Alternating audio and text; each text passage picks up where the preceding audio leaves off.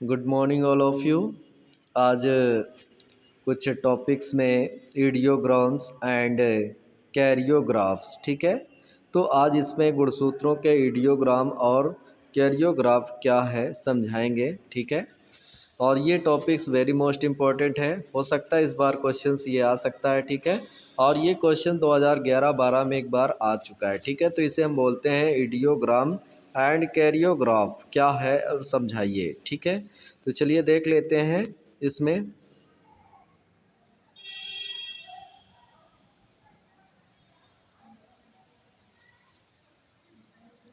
चलिए देखते हैं।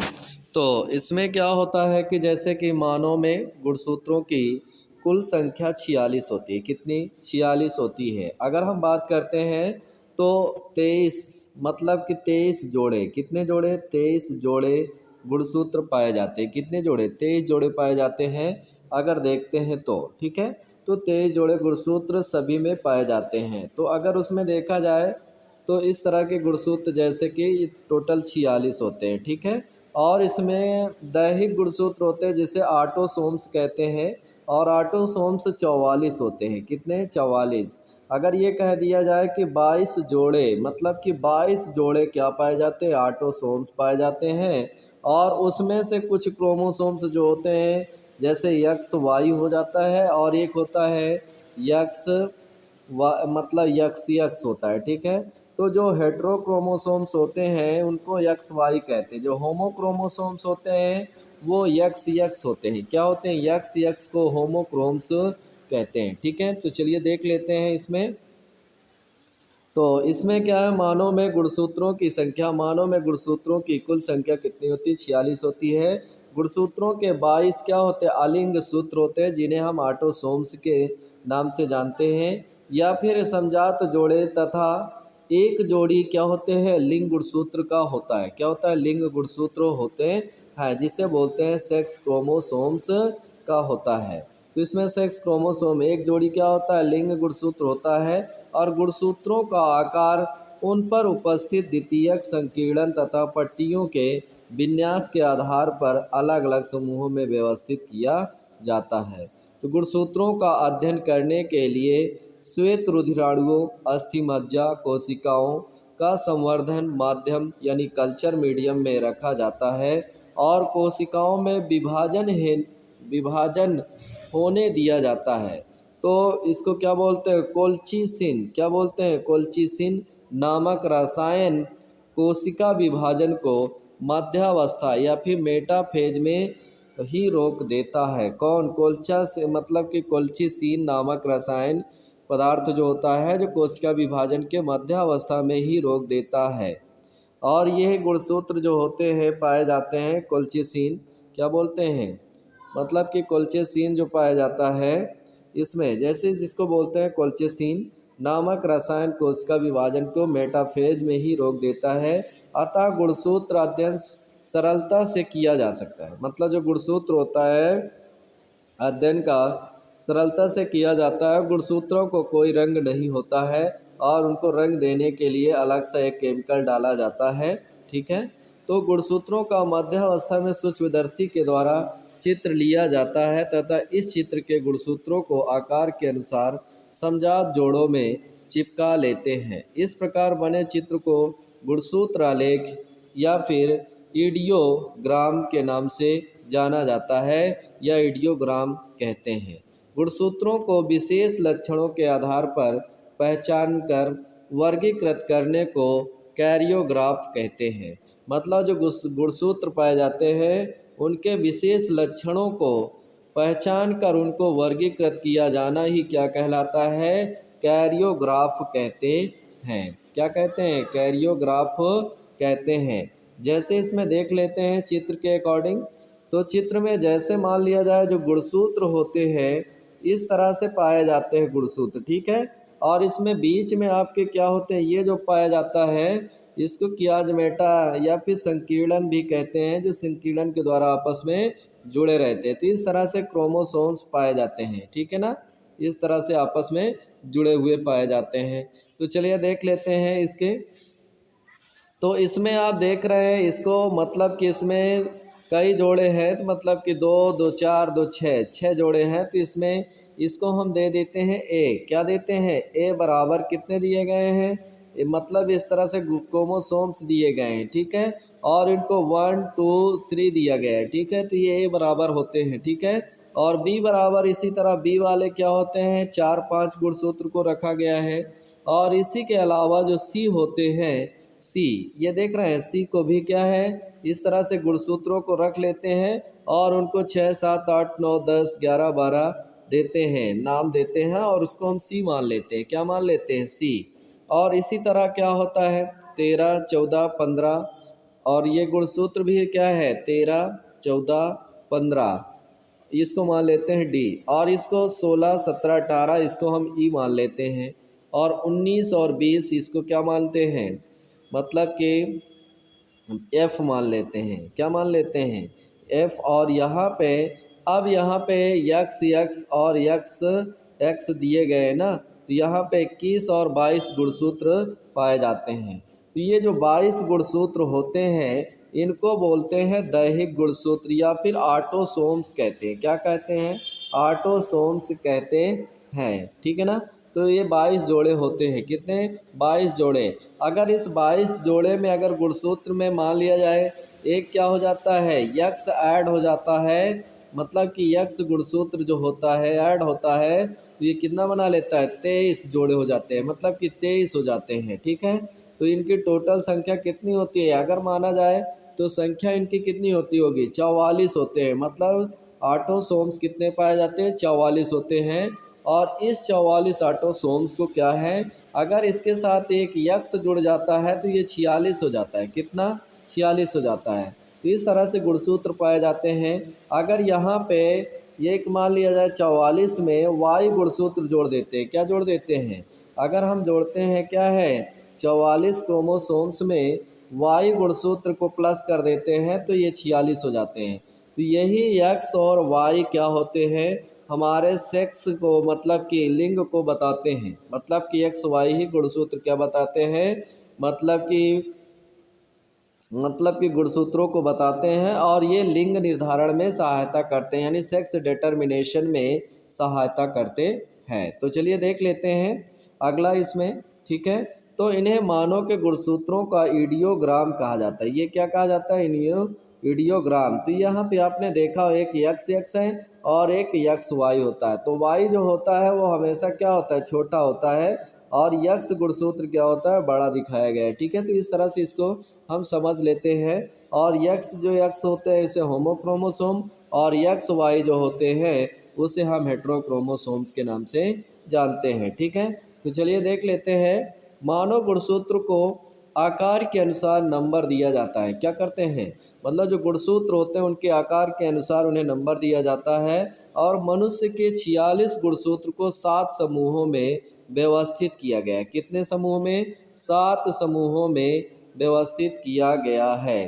तो अगर हम देखते हैं तो कितने समूह में, मान लिया जाए एक समूह ये, एक समूह ये, 2, एक 3, है ना, 3 हो गए, और ये 4 हो जाता है, 4 5 6 और 7। तो इस तरह से समूह कितने दिए गए हैं? गुणसूत्रों के 7 समूह दिए गए। कितने? गुणसूत्र को 7 समूहों में बांट दिया गया है। कितने? 7। कितने समूहों में? 7 समूहों में व्यवस्थित किया गया है।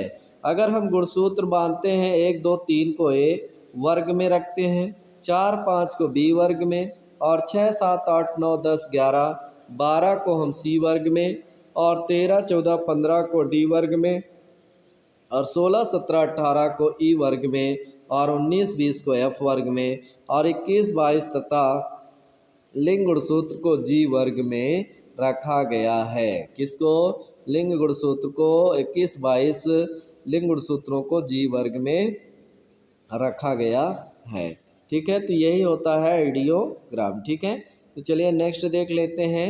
अगला अगला क्वेश्चंस है इसमें, जैसे कि मान लिया जाए क्वेश्चंस दिया गए हैं, मानव में लिंग निर्धारण कैसे होता है, ठीक है। लिंग निर्धारण क्या है? मनुष्य में लिंग निर्धारण कैसे होता है? रेखा चित्र की सहायता से स्पष्ट कीजिए। तो इसे बोलते हैं सेक्स डिटर्मिनेशन। क्या बोलते हैं? Sex determination in human. तो इसके बारे में हम आज अध्ययन करेंगे। ठीक है, तो लिंग गुणसूत्र क्या है, मनुष्य में लिंग निर्धारण में इसकी क्या भूमिका होती है। तो चलिए देख लेते हैं। तो इसमें जैसे दिया गया है लिंग गुणसूत्र क्या है, मनुष्य में लिंग निर्धारण में क्या भूमिका है, इसका वर्णन करते हैं। ठीक है, तो यहाँ पे भी दिया गया है यक्स यक्स और यक्स वाई लिंग निर्धारण तंत्र पर टिप्पणी कीजिए। और ये 2020 में आया हुआ है और कई बार क्वेश्चन पूछा गया 2010, 11, 13, 14, 15, 16, 17 और 19, 20 में। 18 में, 19 में नहीं आया, 20 में आया हुआ है। और ये 18 में फिर से दूसरी बार पूछा गया गुणसूत्र क्या है, मनुष्य में लिंग निर्धारण में इसकी क्या भूमिका है। तो इस तरह से इसको समझाया गया है। ठीक है, तो चलिए देख लेते हैं। तो इसमें क्या होता है, सेक्स क्रोमोसोम एक लिंगी प्राणियों में जोड़ी गुणसूत्र जो प्राणी के लिंग निर्धारण करते हैं क्या कहलाते हैं, लिंग गुणसूत्र कहलाते हैं। और लिंग गुणसूत्र कौन निर्धारण करता है, एक्स और वाई। यही गुणसूत्र क्या पाए जाते हैं, लिंग का निर्धारण करने में सहायता करते हैं। तो चलिए देख लेते हैं इसमें अगला टॉपिक्स। जैसे कि मान लिया जाए दिया गया है शेष गुणसूत्रों को क्या कहते हैं, ऑटोसोम्स। अगर हमारा यक्स और वाई होते हैं तो ये गुणसूत्र क्या करते हैं, लिंग निर्धारण मतलब सेक्स डिटर्मिनेशन में भाग लेते हैं और यही मेल और फीमेल को भी प्रदर्शित करते हैं। और ये गुणसूत्र जो होते हैं अलिंग मतलब जिन्हें ऑटोसोम्स कहते हैं। क्या कहते हैं, ऑटोसोम्स। मतलब कि ऑटोसोम्स पाए जाते हैं उनको हम ऑटोसोम्स को क्या कहते हैं, मतलब ये ऑटोसोम की संख्या कम से कम क्या होती है, 22 जोड़े होते हैं। अगर इनको देखा जाए तो ये टोटल 44 होते हैं। कितने होते हैं, 44। अगर इसमें 44 में अगर गुणसूत्र में क्या आता है, यक्स आता है, क्या आता है, यक्स आता है, तब ये क्या हो जाते हैं, टोटल आपके मतलब गुणसूत्र कितने हो जाएंगे, मतलब ये 46 हो जाएंगे। मतलब कि यक्स और वाई जुड़ जाते हैं तो ये 46 हो जाते हैं। कितने यक्स यक्स जुड़ेंगे तो ये कितना होंगे, 44 दो 46 हो जाते हैं। ठीक है, तो इस तरह से 46 गुणसूत्र हो जाते हैं। ठीक है, चलिए नेक्स्ट देख लेते हैं। तो इसी में देखो, तो इसकी मान लिया जाए कौन थे, मतलब कि ऑटोसोम्स कहते हैं। और इसको मैकलंग कौन था, मैकलंग 1902 में लिंग निर्धारण का गुणसूत्रवाद यानी chromosomal theory of sex determination दिया था। अगर क्वेश्चन आता है chromosomal theory of sex determination किसने दिया था, तो आप बताओगे मैकलंग ने दिया था। कब दिया था, 1902 में इन्होंने दिया था। और इनके अनुसार क्या होता है, मतलब कि मानव में क्या होते हैं, मानव में यक्स यक्स और यक्स वाई लिंग गुणसूत्र द्वारा लिंग का निर्धारण होता है। तो लिंग का निर्धारण हमारा यक्स और वाई के ही द्वारा होता है। ठीक है ना, तो चलिए देख लेते हैं अगला। तो लिंग निर्धारण की यक्स वाई विधि जिसे बोलते हैं x method of sex determination. तो यक्स वाई में मेथड ऑफ सेक्स डिटर्मिनेशन स्त्रियों में दोनों लैंगिक गुणसूत्र यक्स यक्स होते हैं। क्या होते हैं, अगर हम फीमेल की बात करते हैं, फीमेल, तो फीमेल में गुणसूत्र कितने होते हैं, फीमेल में होते हैं यक्स यक्स और टोटल 46 गुणसूत्र पाए जाते हैं। ठीक है, इसी प्रकार अगर देखते हैं अगला, इसमें तो 46 गुणसूत्र होते हैं तो यक्स यक्स, और इनमें होमोक्रोम्स होते हैं। जो यक्स यक्स होते हैं इन्हें होमोक्रोम्स कहते हैं और जो यक्स वाई होते हैं इन्हें हम हेट्रोक्रोमोसोम्स कहते हैं। ठीक है, तो इसमें अगर देखते हैं तो स्त्री में लैंगिक गुणसूत्र यक्स यक्स होते हैं तथा पुरुष में एक लैंगिक गुणसूत्र यक्स और वाई होता है। जो मतलब कि समयुग्म की होमोगैमेटिक स्त्री में अंड जनन द्वारा बने सभी अंडाणुओं में एक अगुणित सेट क्या होता है, अगुणित सेट दैहिक गुणसूत्रों का तथा एक यक्स लैंगिक गुणसूत्र होता है। ठीक है, तो एक यक्स लैंगिक गुणसूत्र होता है। अगर इसमें देखा जाए तो मतलब क्या होते हैं, एक गुणसूत्र क्या दैहिक गुणसूत्र जिसे बोलते हैं, इसमें अगर मान लिया जाए 22 होगा प्लस यक्स होगा। ठीक है, तो इस तरह से अगर गुणसूत्र एक और होता है मतलब ये स्त्री से होता है और ये पुरुष में अगर होता है तो ये गुणसूत्र क्या होते हैं, अलग सा परिवर्तन करते हैं तो इसमें कितने हो जाते हैं, 23 गुणसूत्र हो जाते हैं। कितने, 23 गुणसूत्र हो जाते हैं। और ये 23 गुणसूत्र क्या होते हैं, अगर देखा जाए तो इसमें क्या होंगे, देखें, मान लिया जाए यहाँ पे 23 है और प्लस यक्स ले लिए, ए से मतलब ऑटोसोम होता है और यक्स से मान लिया जाए यक्स होते हैं। और इसी तरह क्या होते हैं, ये आपको ले लेते हैं मेल, ले लेते हैं, क्या लेते हैं, मेल के लिए। और इधर हम फीमेल के लिए ले लेते हैं, फीमेल। जब फीमेल के लिए लेते हैं तो फीमेल के लिए क्या है, अब यहाँ से मान लिया जाए ये गुणसूत्र यहाँ से आते हैं, ठीक है, यक्स, और यहाँ से आते हैं, मतलब इसका भी क्या है, 23 है और प्लस वाई है। तब ये क्या होंगे, ये दोनों आपस में जुड़ेंगे तो 23 23 कितना हो जाएंगे, मतलब कि 23 ज़्यादा, मतलब यहाँ पे 22, सॉरी यहाँ पे हम 22 रखते हैं, क्या है 22, और यहाँ पे यक्स रखते हैं, यहाँ भी क्या है 22 ऑटोसोम्स रहेंगे और यहाँ पे वाई गुणसूत्र रहेंगे। जब ये 22 मतलब 22 प्लस यक्स जुड़ते हैं तो यहाँ पे एक यक्स और यहाँ पे तो 22 22 कितना हो जाएगा, मतलब 44। तो यहाँ पे क्रोमोसोम्स 44 हो जाते हैं और एक क्या हो, यक्स जाएगा और एक वाई आएगा। तो इस तरह से ये गुणसूत्र बन जाते हैं, ठीक है। तो इस तरह से ये जो संरचनाएं बनती हैं, तो यहाँ से हम इसको देख लेते हैं, जो ये होता है इसमें हम 22 ले लेते हैं और प्लस यक्स ले लेते हैं, ठीक है। तो इन दोनों को जोड़ते हैं तो 23 हो जाते हैं, ठीक है। तो यहाँ पे यक्स लिंग गुणसूत्र क्या होते हैं, पाए जाते हैं। तो ये जो होता है ऑटोसोम्स और यक्स होता है, तो अतः सभी अंडाणु समान होते हैं। इसके विपरीत हेट्रोगैमेटिक पुरुषों में शुक्राणु जनन से बने आधे शुक्राणुओं में एक क्या होता है, हैप्लॉइड सेट दैहिक गुणसूत्रों का तथा एक्स गुणसूत्र व आधे गुणसूत्र में एक सेट दैहिक गुणसूत्रों का तथा वाई गुणसूत्र होता है। मतलब आधा क्या होता है, मतलब ए प्लस क्या होता है, वाई हो सकता है या फिर ए प्लस यक्स हो सकता है, ठीक है। मतलब इस तरह से आधे आधे क्रोमोसोम्स क्या होते हैं, मेल और फीमेल से आते हैं। कितने गुणसूत्र आते हैं, आधे। मतलब एक क्या होगा, मतलब मेल से कितना आएगा, अगर हम मेल की बात करते हैं मेल से, ठीक है, और ये चिन्ह क्या होता है, फीमेल, तो यहाँ से इसके कितने आएंगे, ऑटोसोम इसके 22 आएंगे, ठीक है। और उसके बाद इसके कितने आएंगे, इसको देखेंगे तो यहाँ पे एक यक्स मतलब कि वाई आएगा, ठीक है, आधे क्रोमोसोम इसके आते हैं। और यहाँ पे इसके फीमेल के कितने आएंगे, 22 और प्लस कितने हो जाएंगे, यक्स होंगे, क्या होंगे, यक्स। अब ये दोनों जब मिलते हैं तो इनमें इन दोनों को जब मिलते हैं तो कितने होते हैं, 44 और यक्स वाई बन जाता है। तो इसका जो बेबी पैदा होगा कैसा होगा, एक्स और वाई होगा, मतलब कि लड़का क्या होगा, बॉयज पैदा होगा, ठीक है। तो ऐसे हम कह सकते हैं लड़के पैदा होंगे।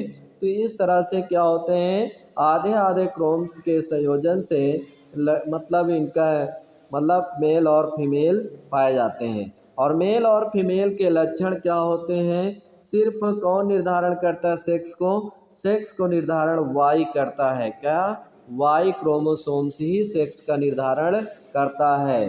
क्योंकि यक्स जाएगा तो लड़की पैदा होगी और वाई चला जाता है तो लड़का हो जाता है, इसलिए ये क्रोमोसोम्स क्या होते हैं, भाग लेते हैं, ठीक है ना।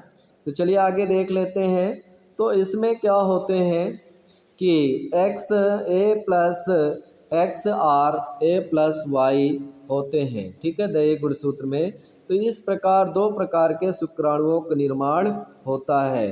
तो 50% क्या होते हैं, मतलब अगर देखा जाए 50% क्या होता है, यक्स होता है और 50% वाई होता है, समझ गए। तो अगर हम देखते हैं तो यक्स कितने परसेंट होगा, 50%, और वाई कितने होंगे, 50%। मतलब जो गुणसूत्र पाए जाते हैं, अगर हम इनको देखते हैं कि यक्स यक्स में दो होते हैं तो इसमें 50-50% पाए जाते हैं, इसमें भी 50% पाया जाएगा, ठीक है। तो 50-50% क्या होते हैं, गुणसूत्र पाए जाते हैं। और इसी तरह क्या है, अगर हम मेल में देख लेते हैं तो मेल में क्या होगा, 50% यक्स गुणसूत्र होते हैं, मतलब कि 50%, और वाई गुणसूत्र भी 50% पाए जाते हैं। ठीक है ना, तो इतनी चीज़ क्लियर हो गई।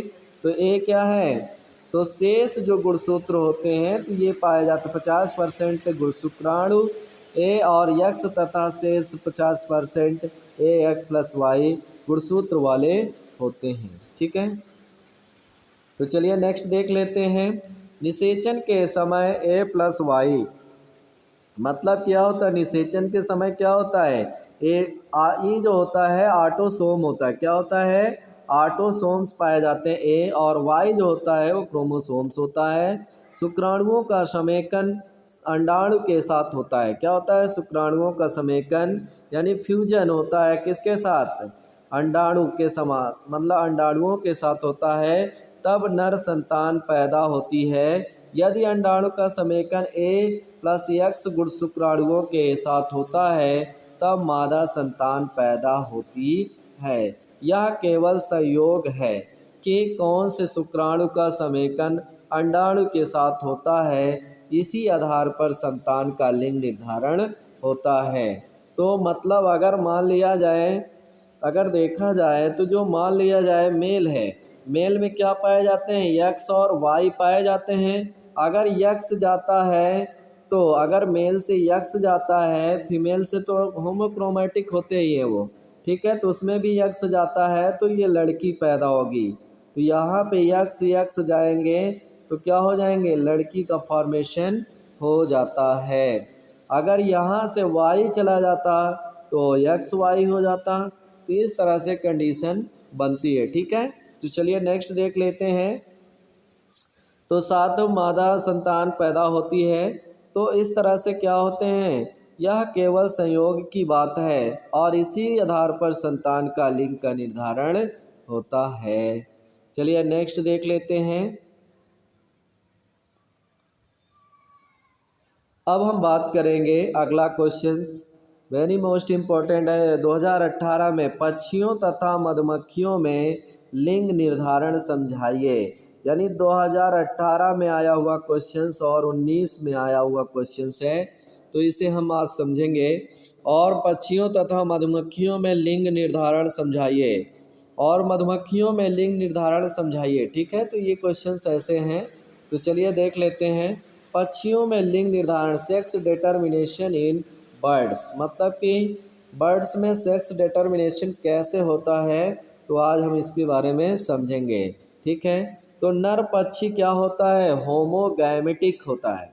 यानी इसमें जो मतलब हमारे में जो ह्यूमन में होते हैं, अभी हमने आपसे बात की थी ह्यूमन की, तो ह्यूमन में क्या होते हैं, यक्स यक्स क्या होती है, मतलब फीमेल होती है, यानी मादा लक्षण होते हैं, यक्स क्रोमोसोम यक्स यक्स। लेकिन यहाँ पे पक्षियों में जस्ट अपोजिट होता है। यहाँ पे नर जो होता है पक्षियों में यक्स यक्स होता है, क्या होता है, नर में यक्स यक्स क्रोमोसोम्स पाया जाता है। तो इन्हें होमोगैमेटिक कौन होता है, इसमें नर होता है। जबकि पुरुष में क्या होता है, मतलब अगर देखा जाए ह्यूमन में तो पुरुष क्या होगा, उसमें यक्स वाई होता है। ठीक है ना, तो इतनी बात याद रखिएगा। तो चलिए होमोगैमेटिक होते हैं, इनमें लिंग गुणसूत्र क्या होते हैं, जेड जेड होते हैं। हम जेड जेड से प्रदर्शित करते हैं, वो भी कैपिटल जेड में प्रदर्शित करते हैं। किसको, मतलब जो नर पक्षी होता है, कौन सा, नर पक्षी। अगर हम बात करते हैं नर, मतलब कि मेल बर्ड, किसकी बात करते हैं, मेल बर्ड की जो पाए जाते हैं, यानी कि मेल बर्ड, मतलब जो मेल बर्ड होते हैं उनमें क्या होते हैं, यक्स यक्स नहीं दे सकते हैं हम, इसे हम देते हैं कैपिटल जेड जेड से। ठीक है ना, तो इस तरह से इसमें पाए जाते हैं। तो चलिए देख लेते हैं। तो इसमें जेड गुणसूत्र, तो इनमें लिंग गुणसूत्र जेड जेड होते हैं, अतः सभी शुक्राणु जेड गुणसूत्र वाले होते हैं। और मादा पक्षी क्या होती है, हेट्रोगैमेटिक होती है। क्या होती है, हेट्रोगैमेटिक। हेट्रोगैमेटिक के लिए हम इसमें ZW प्रदर्शित करते हैं, ठीक है ना। तो इसमें जो मादा होती है यानी कि फीमेल बर्ड जो पाई जाती है वो क्या होती है, ZW होती है। क्या होती है, उनके गुणसूत्रों को हम ZW से प्रदर्शित करते हैं। और यही क्या करता है, मतलब कि मादा पक्षी ही क्या करती है, मतलब उनके मेल और फीमेल के कैरेक्टर को प्रदर्शित करने में सहायता करती है या फिर सेक्स डिटर्मिनेशन में सहायता करती है। कौन, फीमेल, किसकी, फीमेल बर्ड ही सहयोग करती है, ठीक है ना। तो चलिए आगे देख लेते हैं। तो इसमें क्या है, 50% जेड और 50% डब्लू होते हैं। और जबकि उसमें क्या होते हैं, मेल बर्ड्स में, अगर हम मेल बर्ड्स की बात करते हैं तो इसमें भी क्या है, जेड 50% होते हैं और जेड दूसरा जेड भी 50% होते हैं।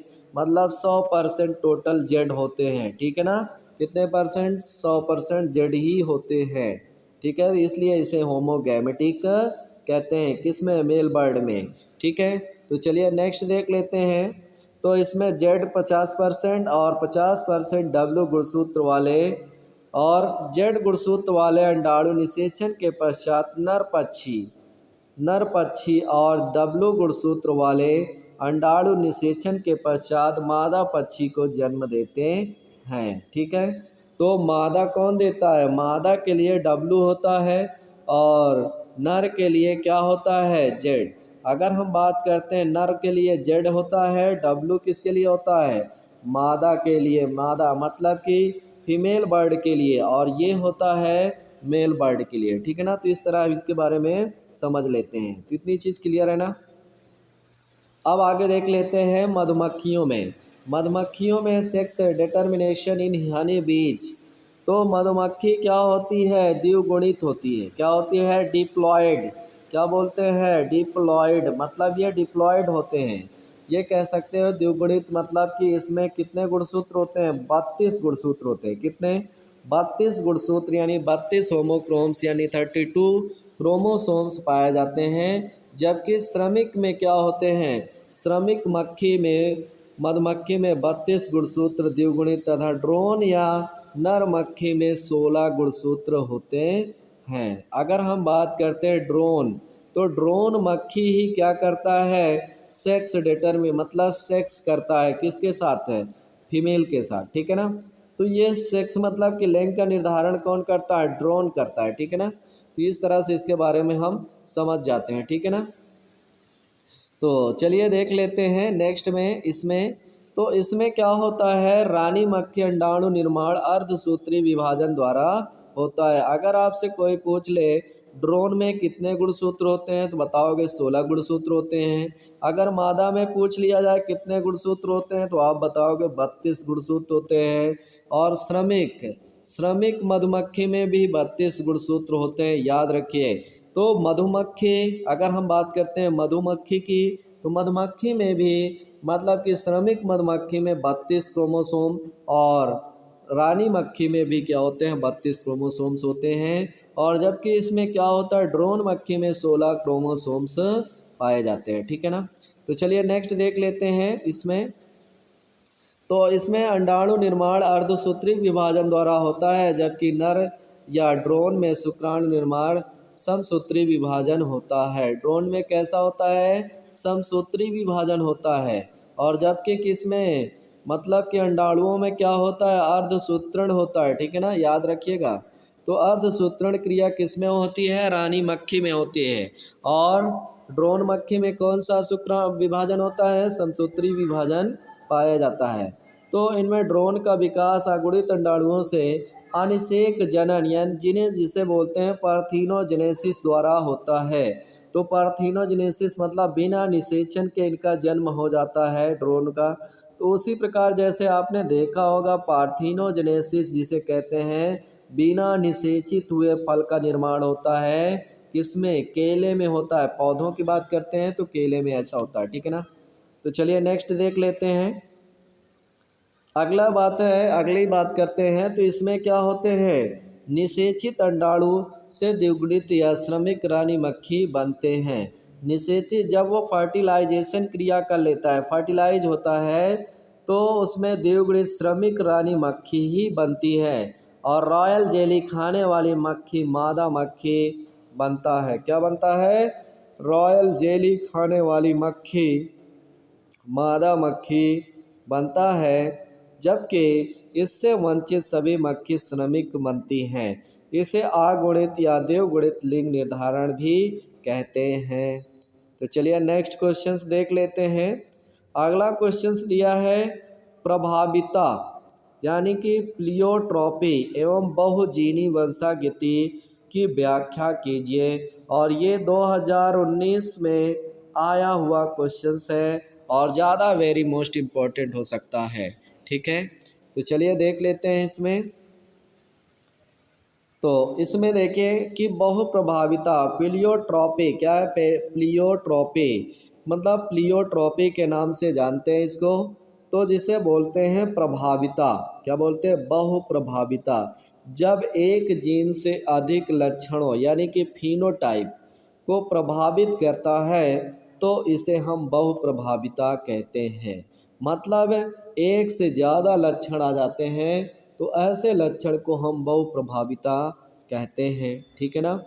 तो बहुप्रभाविता जीन द्वारा नियंत्रित उपापचयी पथ पर प्रभाव डालकर अभिव्यक्त होती है और उपापचय पथ प्रभावित होने के कारण ही अनेक फिनोटाइप उत्पन्न होते हैं।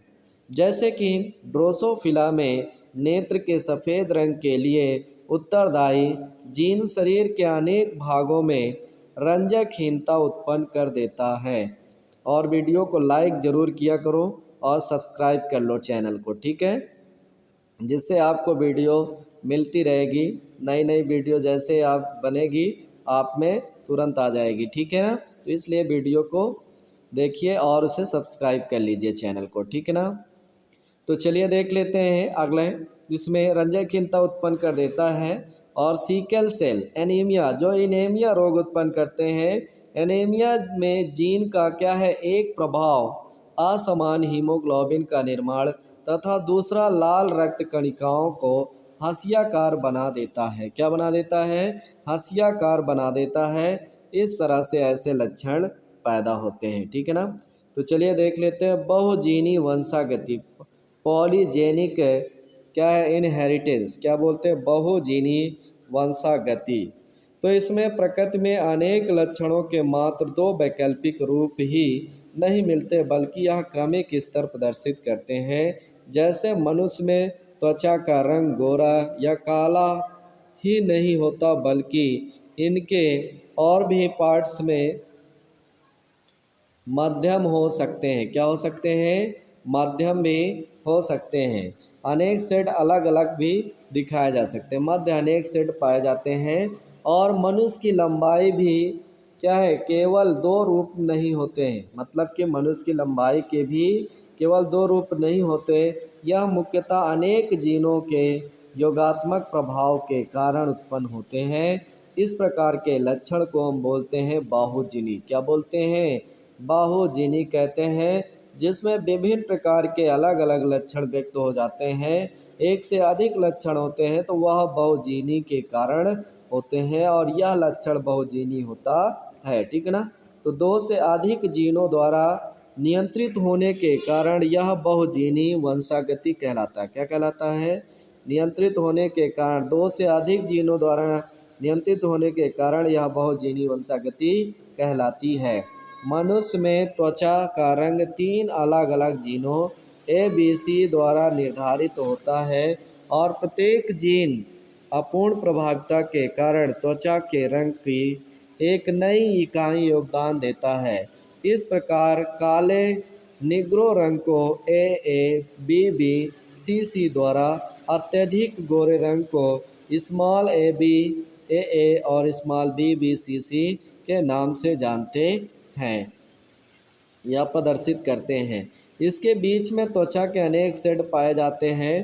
तीनों जीन के लिए विषम युग्मक तो AB क्या हो सकते हैं? मतलब एक में क्या हो सकता है? A हो सकता है, इसके साथ स्मॉल a हो सकता है, बी के साथ स्मॉल बी और सी के साथ क्या होता है सी, मतलब स्मॉल सी। ठीक है, तो इस तरह से क्या होते हैं, उनके रंग बीज के रंग प्रदर्शित करते हैं। अगर ये ज़रूरी नहीं, अगर वो निग्रो है तो उनके क्या है, गोरे रंग से अगर मैचिंग करते क्रिया करते हैं तो इस तरह से विषम युग्मक भी बना लेते हैं। तो चलिए नेक्स्ट देख लेते हैं। अगला, ड्रोसोफिला में सहलग्नता जीन विनिमय पर टिप्पणी लिखिए। मतलब ड्रोसोफिला, तो ड्रोसोफिला क्या होते हैं, इनके बारे में अध्ययन करेंगे। ठीक है, तो सहलग्नता एवं जीन विनिमय, लिंकेज एंड क्रॉसिंग ओवर। ठीक है, इसे क्या बोलते हैं, लिंकेज एंड क्रॉसिंग ओवर। एक गुणसूत्र पर स्थित जीनों को सहलग्न जीन कहते हैं तथा इस प्रक्रिया या स्थिति को सहलग्नता या लिंकेज कहा जाता है। सहलग्न समूहों की संख्या जीवधारी के अगुणित गुणसूत्रों की संख्या के बराबर होती है और ड्रोसोफिला में 4 सहलग्न समूह होते हैं। द्विसंकर संकरण के टेस्ट क्रॉस में जीन का जोड़ा यदि 50% से कम पुनर्संयोजन आवृत्ति दिखाता है तब उसे सहलग्न कहा जाता है। क्या कहा जाता है, संलग्न कहा जाता है।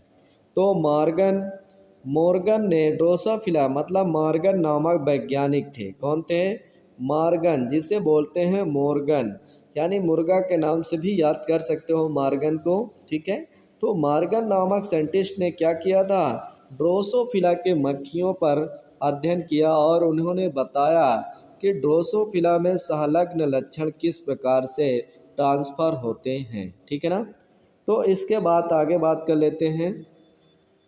तो ड्रोसोफिला पीले शरीर तथा श्वेत आंखों वाली मक्खियों को संकरण भूरे शरीर तथा लाल आंखों वाली मक्खियों के साथ किया और फिर F1 संकर को परीक्षार्थ संकरण, क्या बोलते हैं, टेस्ट संकरण कराने पर पुनर्संयोजन आवृत्ति 50% से बहुत कम प्राप्त हुई। तो मोर्गन के अनुसार जब संकरण में 2 जीन जोड़ी एक ही गुणसूत्र पर स्थित होते हैं तो जनकीय जीन संयोजन का अनुपात पुनर्संयोजन प्रकार से काफ़ी अधिक होता है। क्या होता है, अधिक होता है, पुनर्संयोजन प्रकार से काफ़ी अधिक हो रहता है। और मोर्गन ने यह भी ज्ञात किया कि एक ही गुणसूत्र पर पास पास स्थित होने पर कुछ जीन जोड़ों से अधिक सहलग्नता पाई जाती है, अर्थात पुनर्संयोजन बहुत कम होता है। क्या होता है, जो पुनर्संयोजन बहुत कम होता है, जैसे श्वेत और पीली जीनी जोड़ों में अधिक सहलग्नता और इनमें पुनर्संयोजन 1.3% क्या होता है था, जबकि श्वेत और लघुपंख जीन का पुनर्संयोजन 37.2% था, अर्थात संलग्नता कम थी। क्या थी, अर्थात संलग्नता कम थी। तो चलिए नेक्स्ट देख लेते हैं। अगला टॉपिक्स में जैसे बात करते हैं तो इसमें क्या होता है, क्वेश्चंस थोड़ा बड़ा है। ठीक है, टॉपिक्स अच्छा है। ठीक है ना, तो इसमें क्या है, थैलेसीमिया पर टिप्पणी कीजिए, वेरी मोस्ट इम्पॉर्टेंट है और ये 2020 में आया हुआ क्वेश्चंस है और मैं इसलिए आपको क्वेश्चंस रिवीजन कराता हूँ ताकि आप अच्छे अंक ला सकें। ठीक है ना, तो थैलेसीमिया पर संक्षिप्त टिप्पणी लिखिए और इन क्वेश्चंस को मैं खोज कर आपके पास प्रदर्शित कर रहा हूँ कि ताकि आपके अच्छे से अच्छे अंक आ सके। ठीक है ना, तो चलिए देख लेते हैं इसमें। थैलेसीमिया, तो थैलेसीमिया मतलब कि एक रोग होता है और यह एक ऑटोसोमल अप्रभावी क्या है, रक्त संबंधी आनुवंशिक विकार समूह है जिसमें हीमोग्लोबिन का उत्पादन प्रभावित होता है। इसमें सबसे ज़्यादा क्या होता है, हीमोग्लोबिन का जो उत्पादन होता है वो सबसे ज़्यादा प्रभावित होता है। कारण में केजेज, मनुष्य में हीमोग्लोबिन 2 जोड़े ग्लोबिन प्रोटीन श्रृंखलाओं से बना होता है, इन्हें अल्फा व बीटा श्रृंखलाएं कहते हैं। इस रोग का उत्पत्ति एक विलोपन या डिलेशन प्रकार के उत्परिवर्तन से होता है जिसे पूरा रीडिंग फ्रेम बदल जाता है और इसे फ्रेम शिफ्टिंग म्यूटेशन कहते हैं। जीन की यह त्रुटि यही त्रुटि रोग का कारण होती है। और उत्परिवर्तन तो आप जानते हैं, जिसमें अचानक परिवर्तन किसी लक्षण को देखा जाता है वह उसका परिवर्तन होता है। तो चलिए देख लेते हैं इसके प्रकार। तो प्रकार क्या होते हैं? प्रकार में प्रभावित होने वाली हीमोग्लोबिन की श्रृंखला के प्रकार के आधार पर इस पर रोग का वर्गीकरण किया जाता है। किसके आधार पर? प्रभावित होने वाले हीमोग्लोबिन की श्रृंखला के प्रकार के आधार पर इस रोग का वर्गीकरण किया जाता है। तो बीटा श्रृंखलाओं की त्रुटि सामान्य रोग है, इसे बीटा थैलेसीमिया कहते हैं। क्या बोलते हैं? बीटा थैलेसीमिया भी कहते हैं। अगर किसी व्यक्ति में जीन की एक त्रुटिपूर्ण प्राप्त प्रति है या विषम युग्मजीय अवस्था है, तब उसे थैलेसीमिया माइनर कहते हैं। क्या कहते हैं? जब त्रुटिपूर्ण प्राप्त जीन से एक ही विषम युग्मजीय अवस्था में होता है तो इसे हम थैलेसीमिया माइनर कहा जाता है, और यह गंभीर नहीं माना जाता। अगर व्यक्ति दोषपूर्ण जीन एलील के लिए समयुग्मकी है तब इसे बीटा थैलेसीमिया या फिर बीटा थैलेसीमिया मेजर कहते हैं। अगर ये समयुग्मजी जीन मतलब कि समान युग्मज होंगे या फिर तब इन्हें क्या कहेंगे? मतलब ये कह सकते हैं ये मेजर कंडीशन में है। क्या है? मेजर कंडीशन में। अगर ये हेट्रोगैमीट होंगे तो उन्हें क्या कहें? हेट्रोगैमेटीज में होंगे स्टेज में, तो ये क्या होंगे? त्रुटिपूर्ण होंगे। मतलब त्रुटिपूर्ण प्रति होते हैं तो ये माइनर में आते हैं, थैलेसीमिया माइनर कहा जाता है। तो इसके क्या होते हैं? एक मेजर होता है और एक माइनर होता है, याद रखिएगा। तो मतलब कि थैलेसीमिया दो टाइप्स के हो सकते हैं, एक मेजर एक माइनर होता है, ठीक है ना। तो चलिए नेक्स्ट देख लेते हैं। अब आगे हम बात करते हैं तो इसमें क्या है, इसे हमको बोलते हैं कूले रक्तल्पता। मतलब ये जो मेजर में होते हैं तो कूले रक्तल्पता या कूले एनीमिया भी कहा जाता है। और ये माता पिता दोनों थैलेसीमिया माइनर से ग्रस्त होने पर उनके बच्चे की थैलेसीमिया मेजर ग्रस्त होने की संभावना 25% होती है। अगर मान लिया थैलेसीमिया माइनर है, माता पिता दोनों थैलेसीमिया माइनर हैं, क्या है? माइनर हैं, तब जाकर उनके जो बेबी पैदा होंगे वो 25% संभावना पाई जाती है कि वो मेजर में होंगे। बाकी क्या होंगे? वो थैलेसीमिया माइनर होंगे, ठीक है ना। तो चलिए नेक्स्ट देख लेते हैं। इसका दूसरा रूप एक अल्फा थैलेसीमिया बीटा थैलेसीमिया की अपेक्षा गंभीर है। अल्फा थैलेसीमिया बीटा थैलेसीमिया की अपेक्षा ज़्यादा गंभीर होता है और इसमें रोगी शिशु अवस्था में ही मर जाते हैं। क्या हो जाते हैं? जो अल्फा थैलेसीमिया होते हैं इसमें रोगी तुरंत ही मर जाता है। क्या हो जाता है? रोगी तुरंत मर जाता है। उसका कारण क्या है? ये ज़्यादा प्रभावी होते हैं। यह कम सामान्य प्रकार का थैलेसीमिया है। इसमें क्या होता है? थैलेसीमिया क्या होते हैं? मतलब 16 संलग्न जीन या फिर एचबी क्या होते हैं? एचबी फर्स्ट तथा एचबी ए द्वारा नियंत्रित होता है। इनके 4 में से जितने अधिक एलील प्रभावित होंगे उतना ही कम मात्रा में अल्फा हीमोग्लोबिन संश्लेषित होगा। क्या होगा? अल्फा हीमोग्लोबिन संश्लेषित होगा। और बीटा थैलेसीमिया क्या होते हैं? बीटा थैलेसीमिया नियंत्रण 11वें क्रोमोसोम पर स्थित एकल जीन द्वारा होता है, ठीक है ना। तो इस प्रकार के थैलेसीमिया क्या होते हैं? HbA तथा HB2 नियंत्रित होते हैं, ठीक है ना। तो चलिए नेक्स्ट देख लेते हैं। अगला है इनके लक्षण, ठीक है। तो इनके लक्षण जैसे मान लिया जाए, लक्षण क्या होते हैं? त्रुटिपूर्ण हीमोग्लोबिन का निर्माण होने के कारण हुई रक्तल्पता थैलेसीमिया का प्रमुख लक्षण है।